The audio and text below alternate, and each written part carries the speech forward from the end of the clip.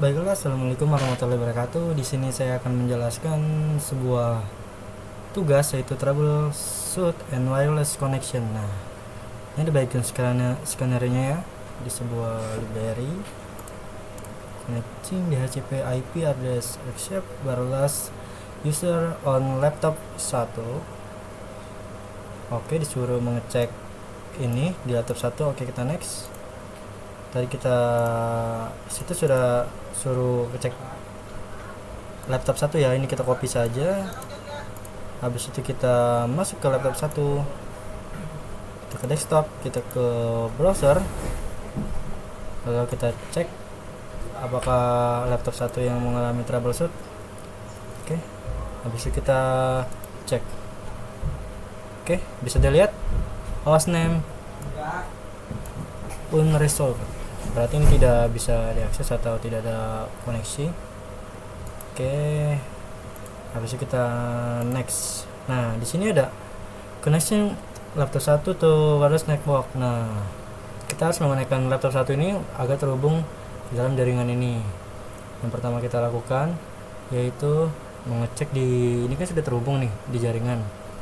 Kita akan mengecek sebuah IP di sini. Kita masuk ke sini. Kita IP config.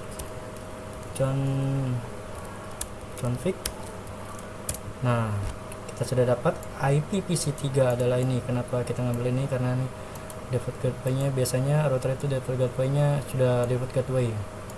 Jadi udah ada IP routernya. Lalu kita masuk ke sini lagi, nggak apa-apa, kita keluar dulu, kita masuk ke browser. Sini kita ingin kita ingin mencari tahu passwordnya, lalu kita copy, kita jalankan. Nah, di sini karena biasanya seseorang itu dia tidak mengubah username atau password defaultnya, jadi kita aja admin karena ini adalah sebuah default username dan password admin. Oke, masuk. Nah, bisa dilihat di sini ada masuk kita ke dalam sebuah jaringan wirelessnya. Kita masih masuk ke sini. Kita ke wireless security. Nah, di sini karena dia belum mengatur, jadi kita bisa melihat passwordnya yaitu Cisco 123. Oke, kita sudah dapat Cisco-nya 123. Habis itu kita keluar. Lalu kita masuk ke laptop 1. Kita masuk sini. Kita connection, kita refresh. Habis sudah di refresh, nah di sini ada, kita connect. Nah, tadi kan passwordnya Cisco 123. Oke, kita connecting. Oke, ini belum masuk. Habis itu kita lihat, kita cek. Nah, ini kan udah connect nih, berarti berhasil. Lalu kita jajal apakah bisa dia mengakses. Tadi kan sudah tidak bisa ya, sekarang kita lihat apakah ini bisa. Kita copy jar. Oke, learn more about troubleshooting, berarti sudah bisa. Ternyata pertama tadi itu yang sudah saya jelaskan, kita pertama mencari IP config dari sini. Habis itu kita sudah mendapat IP-nya, kita masuk ke dalam browser, lalu kopikan IP-nya. Lalu kalau dia masih belum mengganti, biasanya admin pusat username dan passwordnya. Lalu kita lihat passwordnya di situ dan ketahuan, dan kita sambungkan di sini. Nah, sini sudah berhasil. Oke, nah kompleksitasnya udah 76. Lalu kita next. Nah, di sini ada sebuah pertanyaan, yaitu apa itu? Oh, pertanyaannya, metode apa yang saya gunakan untuk menentukan PC mana yang mengalami masalah koneksivitas. Oke, saya menggunakan metode teknik pengecekan melalui website. Tadi kan sudah ada tuh websitenya, yaitu www.cisco.pka lah. Lalu saya mengecek PC 1 tadi kan, nah itu tidak bisa tersambung. Maka itu dengan itu tidak bisa tersambung, berarti itu adalah tidak bisa mengaksesnya. Bisa juga menggunakan ping kalau masih belum terhubung, karena dia bakalan tidak replay seperti itu. Kita lihat kapal laptop 2 sini. Laptop 2 kan memang sudah bisa, tadi sudah saya jajar sebelumnya. Jadi tadi tinggal laptop 1, terus sudah saya sambungkan tadi, sama-sama kita lihat dan sudah bisa. Jadi seperti itu. Di sini saya sudah membuat jawabannya, yaitu menggunakan metode pengecekan website.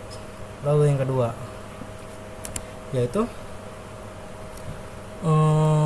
bagaimana menentukan alamat IP dari router nirkabel. Nah, sudah saya beritahu juga sebelumnya, untuk menentukan IP dari router nirkabel itu kita melihat dari default gateway-nya yang sudah terhubung, yaitu PC3 tadi kan. Kita mengecek dengan PC3, lalu masuk ke sini, lalu IP config, lalu kita ketemu IP-nya seperti itu. Untuk jawabannya saya sudah menyiapkannya juga biar tidak lama, sama seperti yang saya jelaskan sih jawabannya. Checkingnya PC3 dan PC4 sama-sama mendapatkan IP segitu. Oke, yang ketiga itu bagaimana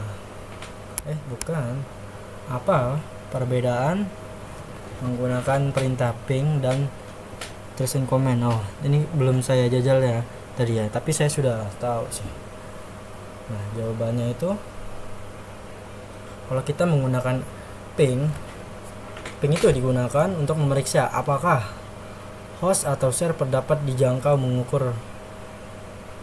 menggunakan waktu responnya. Jadi kayak replay gitu, kayak seperti di PC3 tadi belum kita jajal ya. Ping, misalnya kita ping website tadi ya, lupa saya namanya. Coba kita www titik apa tadi, Cisco .pka. Nah, bisa dilihat nih the request time replay. Nah, ini bisa dilihat seperti itu. Lalu kalau menggunakan transit digunakan untuk melacak rute yang diambil paket dari perangkat. Tujuannya untuk menentukan setiap hop atau router yang perangkat perantara di sepanjang jalur tersebut. Oke, seperti itu. Di sini saya sudah juga menyiapkan jawabannya karena sangat panjang. Translate. Lalu pertanyaan keempat, yaitu mengapa penting untuk mengubah nama, username dan password default. Nah, yang sudah saya jelaskan tadi ya, di sebuah router itu kalau kita belum merubah atau melakukan pengubahan username dan password, itu bakal mudah untuk dilacak. Kenapa? Karena setiap atau semua jaringan itu biasanya menggunakan default password atau username itu admin. Maka itu kita harus mengubah username dan password kita agar aman dan tidak bisa diretas seperti itu. Di sini sudah saya sudah copy jawabannya juga biar agak cepat. Oke. Pertanyaan keempat yaitu bagaimana perasaan Anda? Oke, perasaan saya ya merasa lebih percaya diri sih, karena dengan kemampuan memecahkan jaringan ini. Karena dengan melihat kalau kita paham alurnya, kita akan bisa melihat permasalahannya. Jadi kalau kita ini nggak bisa nih, berarti kita harus cek satu-satu dong yang belum terhubung. Nah gitu, ini kan ada PC 1 dan 2. Sebelumnya saya sudah ngecek PC 2, nah makanya tadi saya ngecek PC 1 dan tidak bisa, maka ketemulah itu. Jadi perasaan saya itu cukup senang juga sih seperti itu. Oke, itu copy set.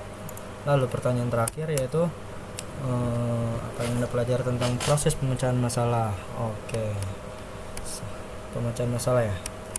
Saya belajar bahwa pemecahan masalah cukup mudah, asal yang saya sudah beritahu sebelumnya, yaitu dengan mengerti alurnya, maka semua masalah akan bisa diselesaikan.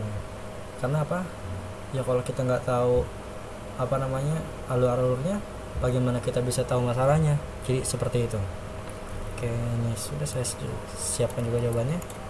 Oke, lalu kita submit. Oke, udah berhasil. Oke, sekian penjelasan dari saya. Apabila ada kekurangan saya mohon maaf. Saya Asnabah, saya akhiri. Wassalamualaikum warahmatullahi wabarakatuh.